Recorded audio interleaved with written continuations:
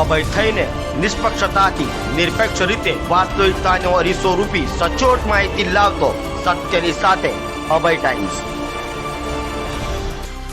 Singanpor police મથકની મહિલા કોન્સ્ટેબલના આપઘાત મામલે પ્રેમી એવા પોલીસ જવાન સામે બળાત્કારની ફરિયાદ નોંધાવા પામી છે।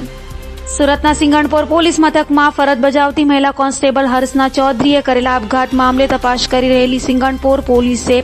મહિલા કોન્સ્ટેબલના પ્રેમી એવા પોલીસ કર્મચારી પ્રશાંત ભોયે સામે ફરિયાદ નોંધી છે। પ્રશાંત ભોયે અને મૃતક હર્ષના ચૌધરી ઘણા સમયથી પ્રેમ સંબંધમાં હોય, જેથી પોલીસે હાલ આ મામલે બળાત્કારની ફરિયાદ નોંધી વધુ તપાસ હાથ ધરી છે। તારીખ 18 માર્ચના રોજ અમારા સિંગણપુર પોલીસ સ્ટાફમાં WLRનો એક આપઘાતનું પ્રકરણ બનેલું હતું, જેમાં જે તે વખતે ઈડી દાખલ કરવામાં આવેલી હતી, જેની તપાસના ભાગરૂપે એક સ્યુસાઇડ નોટ મળી આવેલી હતી, જેમાં એવો ઉલ્લેખ કરેલો હતો કે લાઈફમાં મેં બહુ મોટી ભૂલ કરેલી છે અને જેની પર બહુ ભરોસો કરેલો એને મારી કંઈ પડેલી નથી। હવે જ્યારે આ બેનને ફ્યુનરલને બધું પતી ગયું પછી એમના મધર લોકોએ જ્યારે એમના ફેમિલીવાળાએ જ્યારે આ અનુસંધાને તપાસ કરી ત્યારે એમના જે મરણ જનાર બેન છે એમના ફ્રેન્ડ સર્કલમાંથી એ લોકોને એવી માહિતી મળેલી હતી કે મરણ જનારને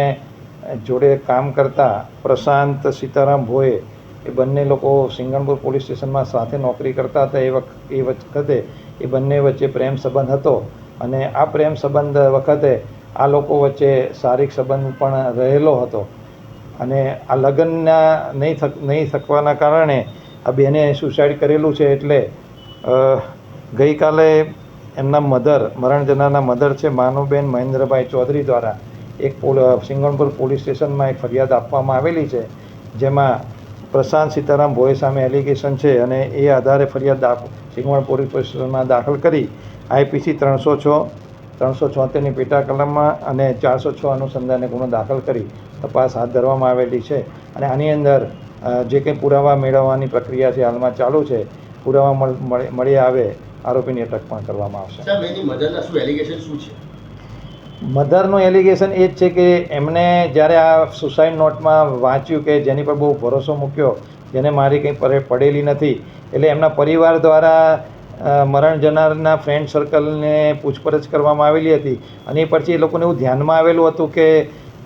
મરણ જનારનો પ્રેમ સંબંધ હતો પ્રશાંત ભોય સાથે અને